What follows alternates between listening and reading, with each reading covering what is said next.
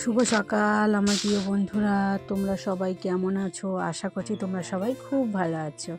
দাদামারা ছোট্ট একটা গ্রাম থেকে আমি পূজা তোমাদের সবাইকে স্বাগত জানাচ্ছি পূজা ব্লগ চ্যানেলে। আশা রাখলাম ভিডিওটা প্রথম থেকে সবাই দেখবে, কেউ স্কিপ করবে না। যদি ভালো লাগে অবশ্যই একটা লাইক কমেন্ট শেয়ার অবশ্যই কিন্তু তোমরা করে যেও। আর যেসব নতুন বন্ধু হয়ে আমার ভিডিওটা দেখবে তোমরা অবশ্যই করে আমার চ্যানেলটাকে সাবস্ক্রাইব করে আমার পাশে থেকে যেও। আর যেসব পুরাতন বন্ধু হয়ে ভিডিওটা দেখবে তোমরা অবশ্যই আমার ভিডিওটা একটা লাইক করে যেও। তো সকালটা শুরু হয়েছিল 6টার সময়। তো 6টার সময় ঘুম থেকে উঠলাম, উঠে দেখছি আকাশটা বেশ পরিষ্কার আছে, তো ওয়েদারটাও বেশ ভালো। তো আজকে আর হাঁটতে যাইনি, কারণ শরীরটা ভীষণই খারাপ। কাল না শরীরের মধ্যে জ্বর বইছিল, ভীষণ হাত পা যন্ত্রণা করছিল। তাও কিন্তু কষ্ট করে উঠে ওষুধ খেয়ে কিন্তু ঘরের সমস্ত কাজ সেরেছি, গুছিয়েছি। বলতো এটা আমার একার হাতের সংসার। আমাকে যদি শরীর অসুস্থ হয়ে যদি শুয়ে থাকি, তাহলে আমার হাতে কাজ করার মতো কেউ লোক থাকে না। তো বরমশাও তেমন কোনো কাজও করতে পারে না। তো সবসময় আমার শরীরকে সুস্থ রাখতে হবে। তো ওষুধ খেয়ে দেখো কাজে লেগে পড়লাম। সকালবেলা কাল থেকেই ওষুধ খাচ্ছি, প্যারাসিটামল। তো এখানে দেখো কিছু পাথর এনেছিলাম আমাদের ওই বাড়ি থেকে। তো বড়মশাইকে বলেছিলাম একটা চাতাল মতো বানিয়ে দিতে। আমার বাসন মাজা কমপ্লিট হয়ে গিয়েছে। এখন দেখো কিছু জামা কাপড় ভিজিয়েছিলাম, সেগুলো আমি তারে মিলবো। তো আকাশটা পরিষ্কার দেখেই সকালবেলা কিন্তু অনেকগুলো জামা কাপড় কেচেছিলাম। তো তারপর হঠাৎ করে কি হয়ে গেল, হঠাৎ করে আকাশ কালো করে এসে প্রচণ্ড মেঘ, তারপর ঝমঝমিয়ে বৃষ্টি।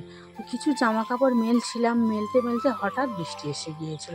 তারপর তাড়াতাড়ি করে সেই জামা কাপড়গুলো সব আমি কিন্তু আমাদের ওই বাড়িতে মেলে এসেছিলাম পরে। তো এখানে দেখো রাজস্বী ঘুমাচ্ছে, তো এখনও ওঠেনি। আর আমি দেখো ঘরের ভেতরটা ঝাঁট দিয়ে নিচ্ছি পরিষ্কার করে। তো ঘুম থেকে উঠলে আবারও কিন্তু আমার ঝাঁট দিয়ে পরিষ্কার করতে হবে। আর এখানে দেখো আমি আজকে খুঁজতে দিয়ে ঝাঁট দিইনি, আজকে ঝাঁট দিচ্ছি হচ্ছে ঝাঁটা দিয়ে। এই ঝাঁটাটা বেঁধে রেখেছিলাম, এটা না বাইরেটা ঝাঁট দেওয়ার জন্য আমি বেঁধেছি। আজকে আমি ঝাঁটা দিয়েই ঝাঁট দিচ্ছি, কারণ খুঁজতেটা আজকে আর ঝাঁট দিইনি। তো এখন দেখো আমি দোকানের ভেতরটাও ঝাঁট দিয়ে নিচ্ছি পরিষ্কার করে, কারণ রাতেবেলা না ঝাঁট দিই না, কারণ রাতেবেলা ঝাঁট দিতে নেই।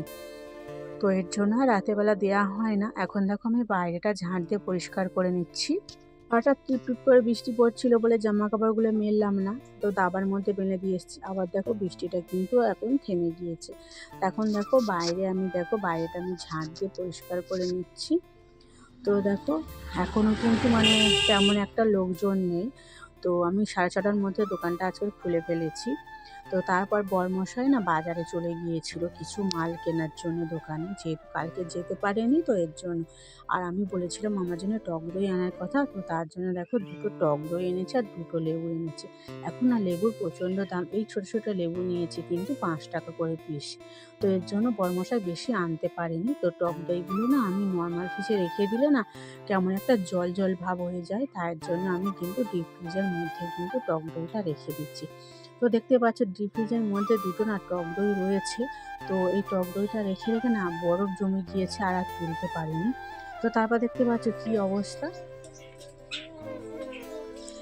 একজন দেখো কখন ঘুম থেকে উঠেছে, উঠে দেখো পুতুল খেলছে এত বদমাইশ। আমি দোকানে মাল দিচ্ছি, সারা নেই। আমি ভাবলাম ও ঘুমাচ্ছে, কখন উঠে খেলা করছে। তো এখানে দেখো রাজস্বীকে আমি জোর করে তুলে ওর ব্রাশে দেখো মাজন দিয়ে দিয়েছি। ব্রাশটা নতুন ব্রাশ, তোর ব্রাশ না কোথায় যে ব্রাশ করে যে ব্রাশটা রেখে দেয়।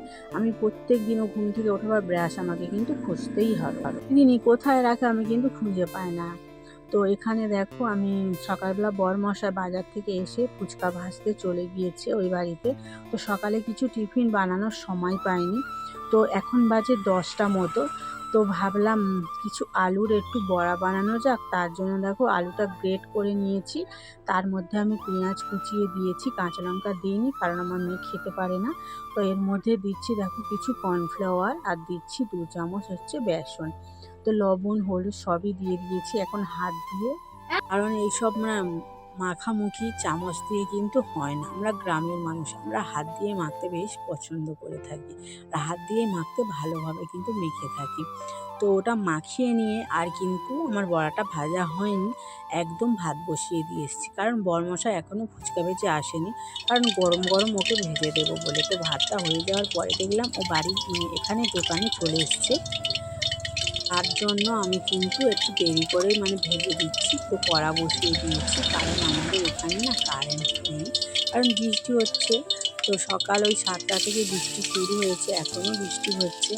তো দেখতে পাচ্ছ অন্ধকার মতো। আর দেখো উনুনে রান্না করছে, এই জায়গাটা কি অবস্থা, কালো হয়ে যাচ্ছে। আমার না আর ভালো লাগছে না, ভালো ঘরটা একদম দেখো কালো হয়ে যাচ্ছে উনুনে রান্না করে করে। জানি না কবে একটা গ্যাসের ব্যবস্থা করতে পারবো। তো এখানে দেখো বড়াগুলো এক পিঠ হয়ে গিয়েছে, এখনও হয়নি, হতে বাকি আছে। তাও আমি কিন্তু উল্টে দিচ্ছিলাম, কারণ উনুনটা একবার নিভে যাচ্ছে একবার জ্বলছে, এইভাবে কিন্তু জ্বলছে। তো কারণ কাঠটা না একদম শুকনো নয়, কাঠটা রস আছে। তো বড়াটা তো ভাজা হয়ে গিয়েছে আর একদম রান্না হয়ে গিয়েছে, কারণ একটা তরকারি আর ভাত করেছি, বানিয়েছি। তো কিছু শশা কেটে নিচ্ছি, বড়মশাই 500 শশা এনেছিল, তো তার থেকে আমাকে 2টো দিয়েছে। তো সেই শশাটা দেখো আমি কেটে নিয়েছি। তো 500 গ্রাম মাংস এনেছিল বড়মশাই, কারণ বড়মশাই তো 2 দিন ফুচকা বিক্রি করতে যেতে পারেনি, আজকে যাবে বলে আলুটা কিন্তু সিদ্ধ বসিয়েছিল অনেক কষ্ট করে। তো এখনও পর্যন্ত বৃষ্টি হচ্ছে, জানি না বৃষ্টিটা থামবে কিনা, তো যেতে পারবে কিনা। তো এখানে দেখো দুজনের ভাত বেড়ে নিয়েছি। আর দেখো এখানে দুজন কিন্তু খাওয়া দাওয়ার পরে দেখতে পাচ্ছ এখন বাজে 3টে। তো 3টে দেখো এখনও পর্যন্ত বৃষ্টি হয়েই যাচ্ছে, বৃষ্টি থামার নাম নেই, পুকুরময় জলময় ভর্তি হয়ে যাচ্ছে। জানি না আরও কত বৃষ্টি হবে, সারা রাত বৃষ্টি হতেও পারে। তো এখানে দেখতে পাচ্ছি পুকুর ভর্তি জল, এখনও বৃষ্টি হয়ে যাচ্ছে। বড়মশাই আলুটা কিন্তু সিদ্ধ করে রেখে দিয়েছিল, আর কিন্তু যেতে পারেনি। তো 2 দিন ফুচকা বিক্রি করতে যায়নি, আরও কিন্তু আজকেরও বন্ধ হয়ে গেল। সকাল থেকে এত কষ্ট করার পরেও কিন্তু যেতে পারলো না।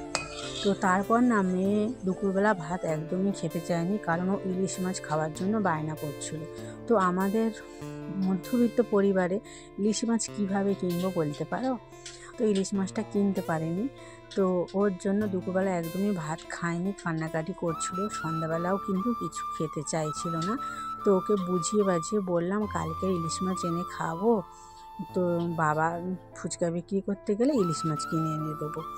তো ওকে অনেক বুঝিয়ে সুঝিয়ে দেখো ওর জন্য 2টো ডিম ভেজে দিচ্ছি আর পাঁপড় ভেজে দিচ্ছি, কারণ ওকে এইভাবে ওর ভাত খাওয়ালে কিন্তু ও বেশ পছন্দ করে। তার জন্য দেখো ডিমটা আমি কড়াইয়ের মধ্যে দিয়ে দিয়েছি, বেশ পেঁয়াজ দিয়েছি, কারণ ও পেঁয়াজটা খেতে বেশ পছন্দ করে। আগে কিন্তু পেঁয়াজটা খেতে চাইছিল না, এখন কিন্তু পেঁয়াজটা বেশ খায়, কাঁচা পেঁয়াজও খাই, ভাজা পেঁয়াজও খাই। এখানে দেখো ডিমটা খুব সুন্দর করে ভেজে দিচ্ছি, একদম 2টো ডিম একসাথে ভেজে দিচ্ছি, কারণ দুপুর থেকে মেয়েকে একদম ভাত খাওয়াতে পারিনি, কারণ ভীষণ বায়না করছিল। তো ডিমটা দেখো আমার ভাজা হয়ে গিয়েছে, একটু লাল লাল করে ভেজে দেবো ডিমটা। তো মেয়ে কিন্তু ডিম পোচ, ডিম সিদ্ধ এটা কিন্তু খেতে বেশ পছন্দ করে। তো ওকে অনেক বুঝিয়ে সুঝিয়ে দেখো ভাজি করিয়েছি। তারপর দেখো পাঁপড়টা ভেজেছিলাম, অল্প পাঁপড় ভেজেছিলাম, আর কিছু পাঁপড় দেখো কৌটোর মধ্যে রেখে দিচ্ছি, আর কিছু পাঁপড় কিন্তু মেয়েকে খাওয়াবো তার জন্য আমি কিন্তু রেখে দিচ্ছি। তো এখানে দেখতেই পাচ্ছ পাঁপড়গুলো আমি একদম কৌটোর মধ্যে কিন্তু ঢোকানো যাচ্ছিল না, তার জন্য ভেঙে ভেঙে ঢুকিয়ে দিয়েছি কিছু পাঁপড়। তো আমাদের মধ্যবিত্ত পরিবারে যেমন আয় সেইভাবেই কিন্তু আমাদের চলাফেরাটা উচিত, কারণ আমরা তো বুঝি, ছোট ছোট বাচ্চারা কিন্তু তারা বোঝে না, তাদেরকে কিন্তু গুছিয়ে বোঝানোটা দরকার। তো আমার রাজেশু সকাল থেকে কিন্তু না খেয়ে আছে, সকাল থেকে বলা ভালো, দুপুরবেলার যে ভাতটা খায়নি, ইলিশ মাছ খাওয়ার জন্য ভীষণ বায়না করছিল। খুবই খারাপ লাগে মা বাবা হয়ে, কি বলো তো, আমরা মা বাবা হয়ে ছোট বাচ্চাদের কিন্তু আমরা কিন্তু আশাটা মেটাতে পারি না। তো ভীষণ খাওয়ার ইচ্ছা হয়েছিল। তো ওর বাবা বলেছে কালকে যদি কারবার ফুচকা বিক্রি করতে যেতে পারে ওকে এনে দেবে। তো ওকে অনেক কষ্ট করে বুঝিয়ে সুঝিয়ে ভাত খাইয়ে দেখো ঘুম পাড়িয়ে দিচ্ছি। ভিডিওটা এখানেই শেষ করছি, টাটা বাই বাই, সবাই ভালো থেকো।